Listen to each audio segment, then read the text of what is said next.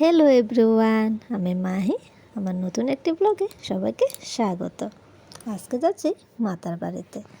বোনেরা অনেক দিন আগ থেকে প্ল্যান করে রেখেছিল, তাই আমাকেও নিয়ে যাচ্ছে। সকাল থেকে সবাই রেডি হয়ে বসে আছে। বৃষ্টি থামার নামই নিচ্ছে না। কী আর করার, প্ল্যান তো আর ক্যান্সেল করা যায় না, তাই হালকা একটু থামার পরে বেরিয়ে পড়লাম।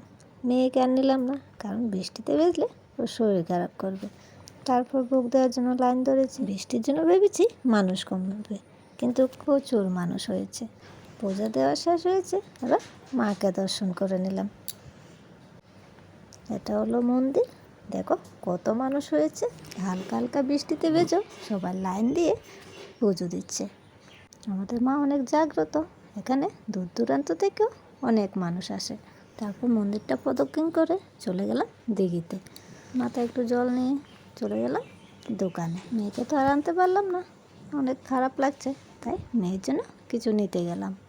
আমি একা না, সবাই কেনাকাটা করছে বারের জন্য। কেনাকাটা শেষ করে চললাম একটা রেস্টুরেন্ট। সবাই সকাল থেকে উপোস করে আছে পূজা দেওয়ার জন্য, তাই সবারই খিদে লেগে খাওয়া টাওয়া শেষ করে সবাই বললো একটু জগন্নাথ দিঘিতে ঘুরে আসবে, তাই খাওয়া শেষ করে চলে গেলাম ওখানে।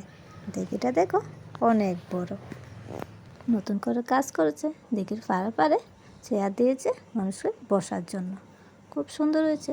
তারপর এখানে কয়েকটা ছবি টবি তুলে চললাম বাড়ির উদ্দেশ্যে। ভিডিওটা কেমন লেগেছে বলবে, ভালো লাগলে লাইক কমেন্ট শেয়ার করে দিও। আজকে এতটুকুই। সবাই ভালো থেকো, সুস্থ থেকো, টাটা।